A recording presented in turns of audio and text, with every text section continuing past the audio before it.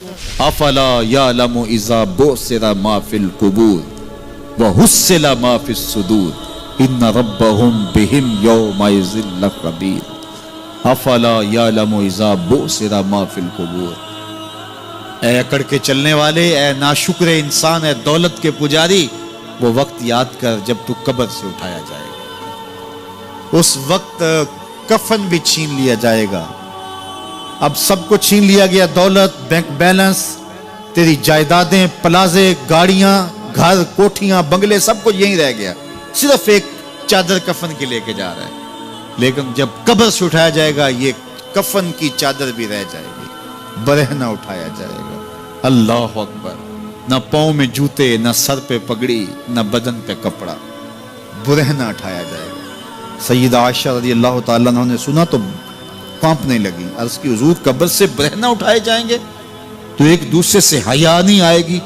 فرمایا عائشہ معاملہ اس سے بھی آگے ہے، کسی کو ہوش ہوگی تو حیا آئے گی، ہوش اڑے ہوئے ہوں گے، خوف قیامت طاری ہوگا، قبروں سے یوں لوگ اٹھائے جائیں گے۔ افلا یعلم اذا بعثر ما فی القبور۔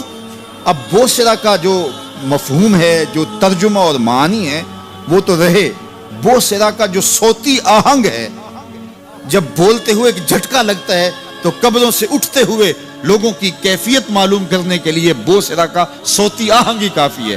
افلا یعلم اذا بعثر ما فی القبور وحصل ما فی الصدور۔ حصل کے اوپر جو تشدید ہے، یہ معنی کو کتنی خوبصورتی کے ساتھ ایک مجسم پیکر میں سامنے لا رہی ہے۔ اللہ فرماتا پھر وہ وقت آئے گا جو سینے میں ہوگا وہ تشت ازبام ہو جائے گا۔ آج آپ مجھے نیک سمجھتے ہیں، میں آپ کو اچھا سمجھتا ہوں، لیکن میرے سینے کے اندر کیا چل رہا ہے یہ آپ کو نہیں پتا۔ یہ میں تقریر چہک چہک کے کر رہا ہوں، اس کے پیچھے کیا ہے؟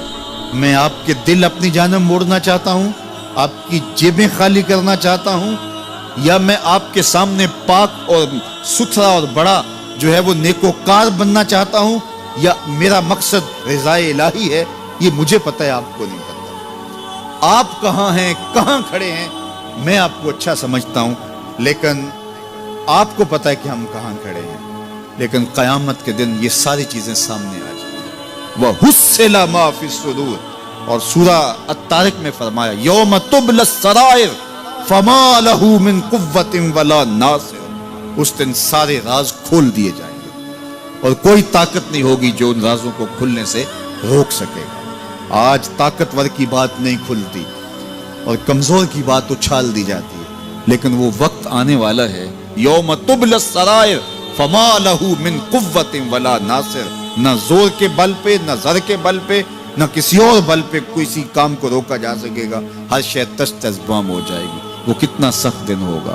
اے داور حشر میرا نامہ اعمال نہ پوچھ، اس میں کئی پردہ نشینوں کے بھی نام آتے ہیں، تو وہ کتنا سخت دن ہوگا۔ وَحُصِّلَ مَا فِي الصُّدُورِ إِنَّ رَبَّهُمْ بِهِمْ يَوْمَئِذٍ لَخَبِيرٌ۔ بے شک ان کا رب اس دن ان سے خوب باخبر ہوگا۔ وہ آج بھی باخبر ہے، لیکن آج کئیوں کو یقین نہیں کہ وہ باخبر ہے، لیکن اس دن سب کو یقین ہو جائے گا کہ میرا رب اس سے باخبر ہے۔ جب پرانی تصویریں چلنا شروع ہو جائیں گی، جب ساری ویڈیو سامنے آ جائے گی، زندگی میں جو جو کیا، تنہائی میں، اعلانیہ، خفیہ، جہاں جہاں جو کیا، داد عیش دی، سب کچھ تشت ازبام ہوگا۔ سب کچھ جو ہے وہ سکرین پہ چل رہا ہوگا، کوئی چیز بھی تشت ازبام ہونے سے نہیں رہ جائے گی۔ تو پھر بندہ کہے گا اوہو یہ تو سب میرے مالک کو پتا تھا، لوگوں کی نظروں سے چھپ سکا، رب کی نگاہوں سے تو نہیں چھپ سکا۔ اس کی نگاہوں سے کون چھپ سکتا ہے؟ یہ یقین آج اپنی روحوں میں اتار لو، اچھی طرح سے جذب کر لو۔ گناہوں سے بچنے کا اکثیر نسخہ ہے یہ یقین کہ میرا رب مجھے دیکھا۔ یہ یقین جب روح میں جم جائے، خیالوں میں اتر جائے، اعتقاد کا پختہ حصہ بن جائے، پھر بند کوٹھڑی میں بھی جرم نہیں ہو سکتا کہ میرا مالک تو مجھے دیکھ رہا ہے۔ آپ دیکھتے نہیں کہ جب ساتوں دروازے بند کر کے بت کے اوپر موٹا کپڑا ڈال کے زلیخا بولی ہے تلک یوسف اب تو آ جاؤ نا، اب تو کوئی نہیں دیکھ رہا، قال معاذ اللہ، تو جناب یوسف نے کہا میں اللہ کی پناہ میں آتا ہوں۔ اللہ اکبر! تو دروازے بند کر کے لوگوں کی نظروں سے چھپ گئی ہے، اور بے نور آنکھیں رکھنے والے اس پتھر کے بت سے بھی حیا کرتی ہے اور اس پہ بھی پردہ ڈال لیا ہے. جب تو اس جھوٹے خدا سے حیا کرتی ہے, میں سچے خدا سے حیا کیوں نہ کروں جو 7ویں کوٹھڑی میں بھی دیکھتا ہے. اتنی روشنیاں برسی کہ گناہ کا تصور بھی محال ہو. تو یہ یقین کہ میرا اللہ مجھے دیکھ رہا ہے, یہ انسان کی زندگی میں نظم پیدا کرتا ہے. آنے والا موسم ماہ سیام رمضان المبارک, یہ ہماری زندگی کے اندر یہ نور داخل کرتا ہے کہ میرا اللہ دیکھ رہا ہے. کڑکتی دھوپ, برستی گرمی, زباں کانٹا, ہونٹ خشک, گلا خشک, دروازہ مکفل, ٹھنڈا پانی دستیاب, لیکن ایک گھونٹ بھی حلق سے نیچے نہیں اتارتے کہ میرا اللہ دیکھ رہا ہے. وضو کرتے بھی احتیاط کرتے ہیں کہ میرا اللہ مجھے دیکھ رہا ہے. کرتے ہیں کہ نہیں کرتے؟ یہ نور ملتا ہے کہ نہیں ملتا؟ اس کو پھر جذب کر لینا چاہیے تاکہ یہ زندگی میں چھا جائے. کیونکہ جو رمضان میں دیکھتا ہے وہ غیر رمضان میں بھی دیکھتا ہے. اور پھر پانی نہیں پیتے کہ اللہ دیکھ رہا ہے, کھانا نہیں کھاتے اللہ دیکھ رہا ہے, لیکن جب آنکھ بھٹکتی ہے تو اس وقت اللہ نہیں دیکھتا. جب خیال بہکتا ہے تو اس وقت اللہ نہیں دیکھتا.